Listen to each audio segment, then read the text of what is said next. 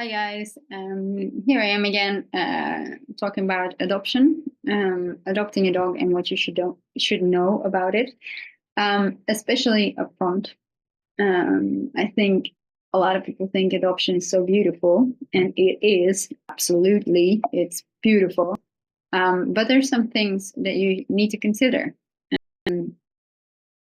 First off, is that this dog has been let down by humans.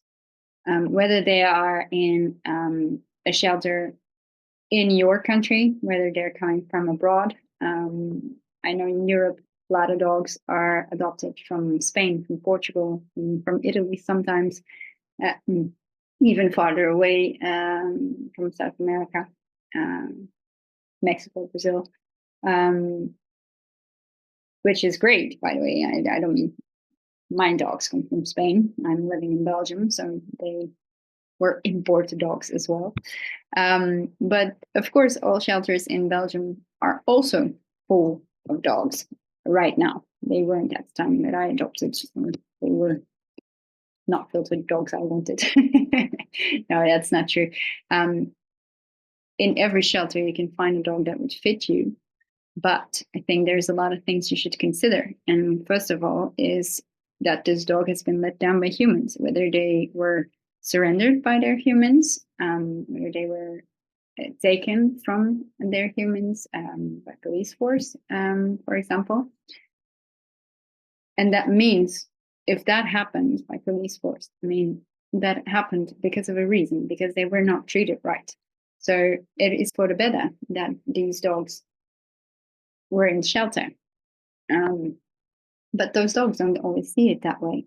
Even if they were treated badly, they might still be in love with their owner, right? It's an abusive relationship, of course, but it happens. And those dogs still want to be with their owner more than that they want to be in the shelter where they are left alone.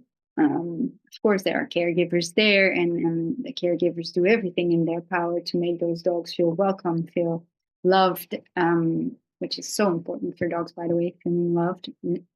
Just as with humans, it's so important to feel loved, and that is what you see, right? I mean, those dogs that were surrendered by owners, they were let down by their owners. But those that came in with police force, they also believe that they were let down by their owners, if you understand what I mean. So those dogs are often a bit depressed, anxious. So that brings us to behavior issues, which are often not being able to be alone, separation anxiety, which I think is a majority of the problems or issues with ex-shelter dogs. But I think with a lot of love, that's obviously curable. But it is so important to consider that when you are thinking about adopting a dog, because it might not be something that you expect from that particular dog, or previous owners didn't signal it that happened. Yeah, so you never know for sure what is if there is going to be a behavior issue in shelter. People might not be aware because it doesn't happen in shelter. Reactivity towards other dogs, towards humans, can also be a behavior issue that is not seen in a shelter environment because dogs are usually protecting themselves and just saying, okay, I'll just be good because then nothing bad happens to me. But once they're with new owners, new caregivers, they might think, okay, now I'm feeling more confident, I'm feeling more secure, or I still feel very insecure in this environment with dogs, with other people, and should react because of anxiety or just because of I want to protect this caregiver because this caregiver is just my hero. So there's two ways to go about that for dogs, which is obviously we don't always know what exactly is going on, and I cannot tell you by not seeing you or seeing the dog. But these things are important to consider. So behavior issues might be present in shelter, but they might not be. So they might develop afterwards, or they might have always been there, but the dog didn't display them until you started to take care of them. So be prepared for behavior issues. And if there are behavior issues, are you prepared to acknowledge them and work on them? Work on them would be the most important part. So if you're willing to spend some money there and spend some time there, that's really important. Another thing to consider is it an ex-street dog?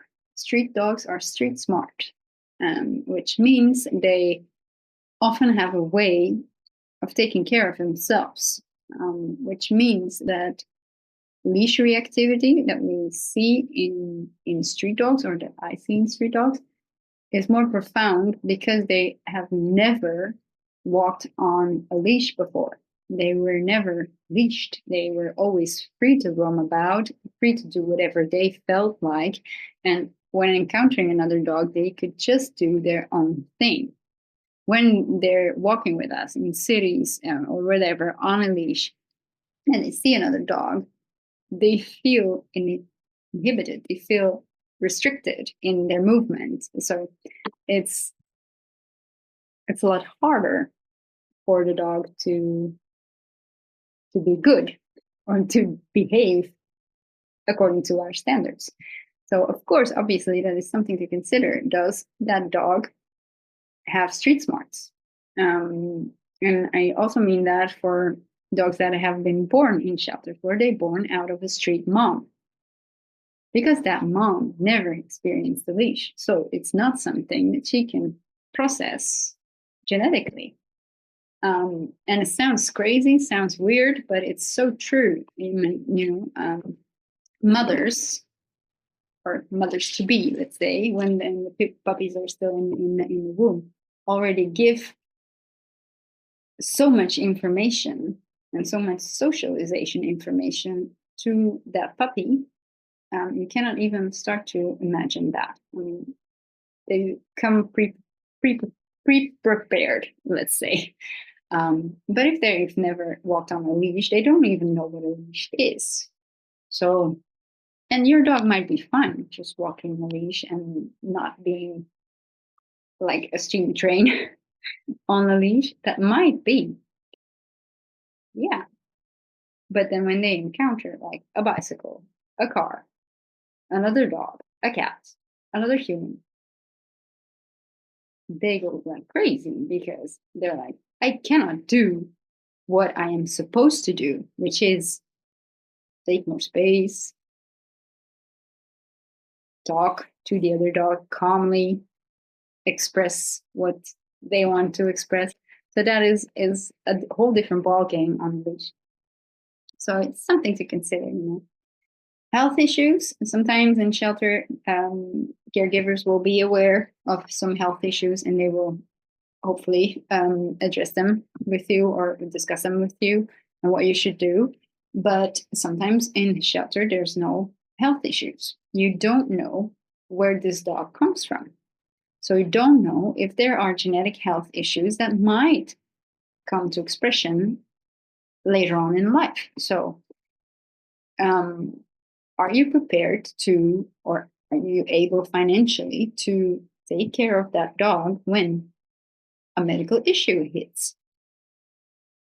So that's all something that you should consider. Of course, it's always an unknown, but if you buy a puppy from a breeder, from a respectable breeder, you might think or might be okay with like, oh, major health issues are not going to be an issue until probably later on in life, right? That is a general good consideration. But with dogs in shelters, you never know. You never know. You cannot know. You cannot know what they carry genetically. So always on the back burner, can I pay for any medical issues that may arise? Socialization issues, I think, yeah, obviously. Unfortunately, even when dogs were well socialized, um, before they got into shelter, when they were surrendered to the shelter, they might lose a bit of their socialization. So you might have to consider doing a socialization with them. And dogs that come from the streets, you don't know what they have been socialized with or to. So it's different to consider, and consider the time that you might have to put into socialization issues, because they are, most of the time they are there, and sometimes they're going to be like this to fix, and otherwise other times they're going to be longer to fix. So just be prepared for socialization and do it slowly. Don't let everybody in your family and your friends circle come around the first day you get your dog home. No, give the dog time. Dogs need time when they come out of the shelter. They always need time, whether they're from the shelters that you, from the country that you live in, or from a shelter abroad. They need time, time, and be prepared to give them time. Um, Not after 3 days, oh, this is not working, and surrendering them back to the shelter. That's not even trying.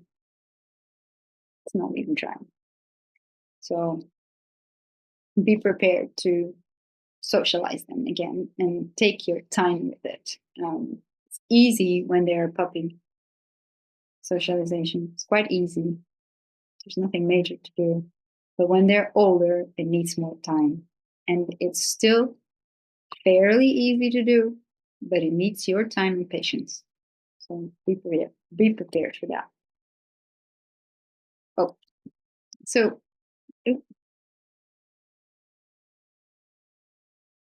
that fella. Um, I know this sentence might be weird to you. Let the pictures, your intuition, your gut feeling mislead you. Um, let them lead you. These pictures on the left is Brooklyn. It's one of the first pictures I have from her in shelter. And the picture on the right is Bowden. That is the first picture I ever saw of him, and he was presented to me, or I saw him on a Facebook page, I think, with all hearts circling his head, telling me, or telling the crowd, or asking the crowd, "Will you be my Valentine?" It was around Valentine's Day. I remember vividly. So he was there. I saw his picture. I saved this picture and I sent an email to my mother. Um, and the subject of the email was, "Here comes trouble." Boy, was I right about that. He taught me everything I know now, and more. So, yeah, this picture, it just spoke to me. His eyes spoke to me. His whole being spoke to me, and we ended up being soulmates. Okay, I know he's a dog, so he's my soul dog. He's my soulmate, but he's my soul dog. But he's so, it's crazy how much we're alike. And Brooklyn, this wasn't the first picture of Brooklyn I have. It was a video that I saw of her and that little creature in pain and in much trouble. Yeah, she just spoke to me, and we decided to adopt her as well. Um, so sometimes your gut feeling, those pictures, the universe is trying to tell you something. And I am so sure of that. I don't mean this like too spiritually or whatever. And I'm pretty grounded. I do believe in spirituality. I do believe in the universe telling us stuff. And those two were left on my path for a reason, and they are the reason I do what I do today. And I'm very grateful for that. And shouldn't they have been on my path, I'm sure that there were other dogs who would lead me to this path, because this is my mission. This is what I know I should be doing. And I'm truly grateful for them to show me that, and the universe as well for bringing them to me and letting me take care of them, which is so important to me. Okay, so I hope that I was able to give you some information about adoption. Whether you do that or not, that is totally up to you. I'm not going to push you in one or another direction. But should you have any questions, they're always welcome at my email address. You can check out the website, or you can leave a comment in the comment section. Subscribe to our YouTube channel for more interesting pet videos that are around pet well-being. And I'd like to see you some other time. Thank you. Ciao.